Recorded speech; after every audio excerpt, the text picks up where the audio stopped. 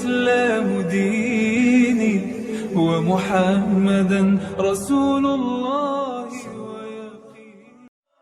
بسم الله الرحمن الرحيم. Bunda dialog sebentar saja, a bit moment with you. Begini Pak Manda. Ya Bunda. Boleh nggak kalau berdasarkan Bible yang ada pada Bunda, tadi pendekatan Bang Zuma seperti tadi bahwa memang benar ketuhanan Kanjeng Nabi Yesus alaihissalam, yaitu Rasulullah Isa putra Maryam alaihissalam, itu adalah yang dipaksakan. Nah sekarang Bunda mau melihat dari sudut lain, Pak Manda. Boleh nggak Bunda berbicara dengan melihat apa yang ada? Apakah Anda setuju kalau sebagai manusia kita perlu berbicara dengan pola say what you see? Say what you see. Katakan apa yang Anda lihat. Betul nggak filosofi ini menurut Pak Manda? Oh, sangat setuju. Itu sebuah realita kebenaran. What do you see? What you read? Oh, thank you. Thank you Pak Manda. Berarti Pak Manda ini setuju jika Bunda ingin mengatakan sesuatu yang Bunda lihat. Dalam artian juga, ini Bunda lihat di sini. Izinkan Bunda membuka buka kamera. Nah, ini. Waduh, cantik banget Bunda, cantik banget, luar biasa. Ya. Memuliakan kitab dari teman lain, jadi saya beri warna-warni begitu. Nah ini tertulis, monggo Sister Host, apakah boleh dibesarkan layar Bunda ini sebentar nggih? Bunda, maaf Bunda, TikToknya lagi bermasalah. Jadi buat menggebesarin layar tuh belum bisa, Bunda. Oh, baik, siap. Terima kasih sisterku sayang. Nah, biarlah Bunda bacakan saja, karena Pak Manda terangkan ini orangnya cukup mumpuni, sehingga beliau tentu paham yang Bunda bacakan. Ini Bunda bacakan. Yang warna hijau itu dari buku Kisah Rasul-Rasul. The Book of Acts, pasal 2 pada nomor 38, dan di sepanjang Bible ini tahun 122 tahun yang lalu. Then Peter said unto them, kemudian Santo Petrus berkata kepada mereka,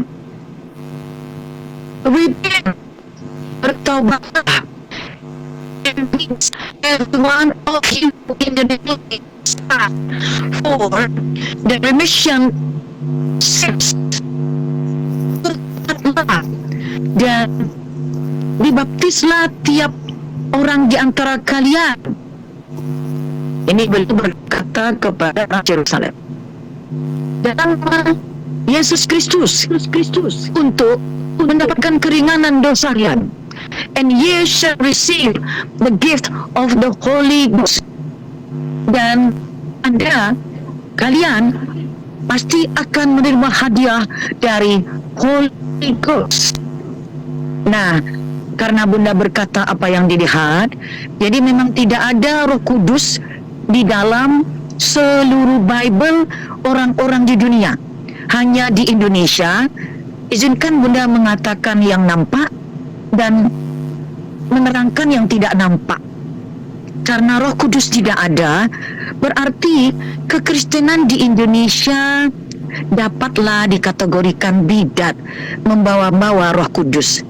Ini Holy Ghost. Teman-teman bisa diketik dalam Google Holy Ghost, lalu cari bahasa Indonesianya apa artinya. Monggo. Ghost adalah, teman-teman monggo yang di partisipan sedulur semua Bani Typing, silakan diketik Google Translate. Ghost artinya apa? Ghost, G-H-O-S-T, Ghost. Kalau holy kita sudah tahu suci. Silakan diartikan, ditulis. Ya, artinya hantu. Berarti tidak ada Roh Kudus dalam 2 miliar manusia di muka bumi ini adanya hantu suci. Apakah artinya orang barat hari ini masih memakai istilah ghost, hantu, dan mereka tidak malu mengatakan hantu suci? Tetapi mengapa di Indonesia tidak dipakai hantu suci? Berarti ada yang mengambil rasa takut yang sangat mendalam ketika menerjemahkannya. Apakah itu betul, Pak Manda? Monggo nggih.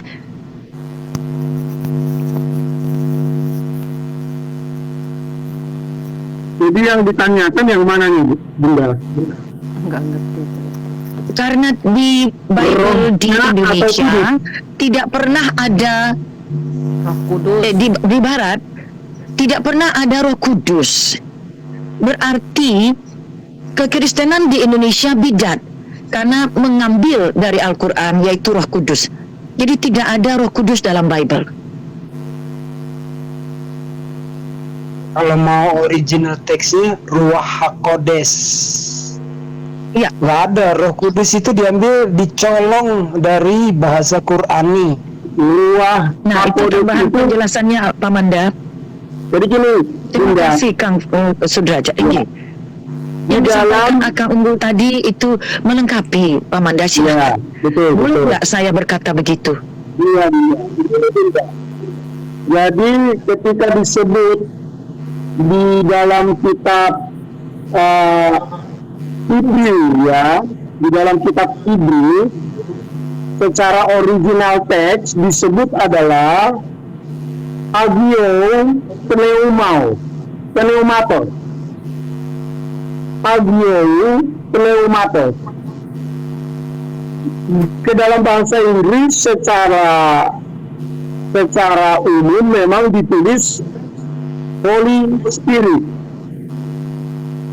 ya, Holy Spirit. Nah, memang ketika kita membaca tentang Holy dan Spirit ini memang ada kadang-kadang di terjemahan umum disebut seperti yang Bunda katakan tadi, ada ghost, tetapi ada juga life, ada juga spirit, atau juga mind, ya. Tetapi ketika kita masuk kepada pilihan yang betul-betul dari sebuah makna ke translate-nya, maka ditulis spirit. Kenapa disebut ghost? Ya, kita tahu secara pengertian kata ghost itu kan sebenarnya kan, ya, kalau disebut diartikan ghost itu sebagai hantu dalam arti disebut hantu dalam arti beberapa orang yang tidak dipercayai, ya, yang artinya dia tidak kelihatan. Namun kata yang ditemukan dari semua kata ghost, light, spirit, atau mind, itulah yang disebut pneuma, itu adalah diterjemahkan menjadi spirit. Tetapi kalau kita lihat lagi secara origin, ya, dari kata pneo, yaitu adalah a current of air. Ya, apa artinya a current of air, men? Artinya adalah bahwa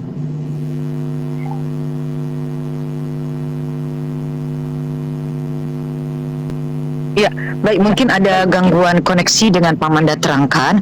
Pak Manda, yang Bunda ingin sampaikan, dalam kitab ini juga ada nama spirit, tapi Holy Ghost juga ada. Jadi ketika menceritakan motivation dalam kitab ini 122 tahun yang lalu, itu dipakai istilah spirit.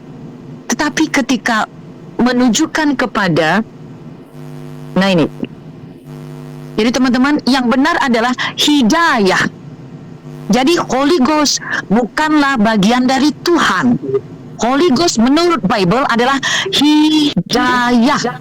Kalau lihat pada pasal berikutnya, and Peter, dan Peter, kemudian Petrus, Santo Petrus, ini orang soleh dipanggil Santo. Saya ikut memuliakannya karena beliau benar-benar murid Kanjeng Nabi Yesus alaihissalam. Sejarah berkata demikian.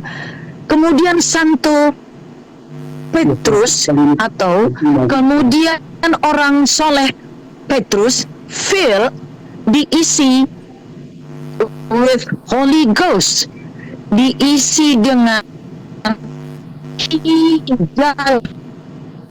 Jadi ini tidak kait dengan musuh lain, tetapi ini isinya adalah hidayah. Kenapa? Karena orang Barat menerjemahkan situasi kala itu adalah Peter orang dengan penjelasan Santo Petrus yang dia murid baginda Nabi, orang soleh Peter, itu orang semua itulah disebut ghost, holy. Ada hantu suci yang orang Barat sampai hari ini, kalau ada orang mau meninggal sakaratul maut, itu dikatakan ia mengeluarkan ghost-nya sampai hari ini.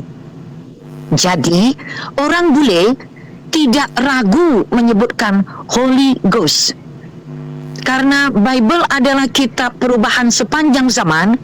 Tiba-tiba dipindahkan artinya menjadi Holy Spirit.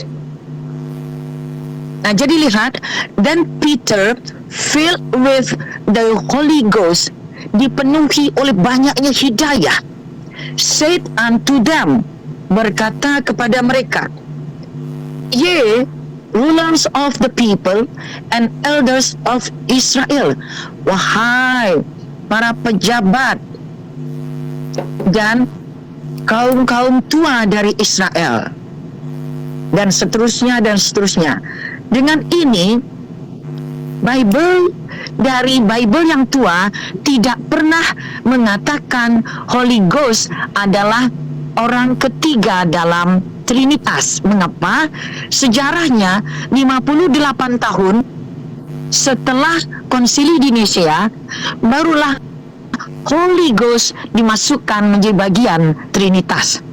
Atas nama Bible, apa yang dilihat, apa yang dibaca, serta sejarah, maka teman-teman sebaiknya mari kita insyaf dan bertaubat. Karena sesungguhnya catatan yang makin tua makin membenarkan bahwa Paulus sekalipun tidak pernah mau menduakan, mentigakan Tuhan. Lihat catatan beliau kepada orang-orang Roma. Kita menuju ke Roma sekarang. Catatan beliau kepada orang Roma, jelas sekali beliau mengatakan Tuhan satu-satunya. Izin, aku mau izin dulu, ada tamu datang, jadi saya harus izin pamit dulu. Mohon maaf kalau saya nggak bisa lanjut. Baik. Silakan teman-teman dari sistem lain. Paman Datu, terima kasih sudah menemani. Makasih Mahadewa, Bang Unggul, makasih host. Thank you very much, Makasih Mem. Uncle.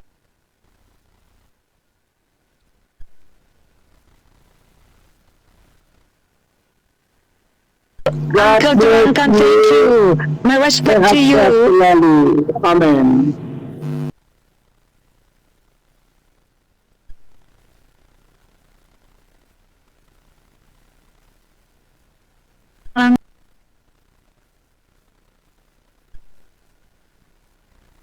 Untuk kembali kepada Tuhan, ya,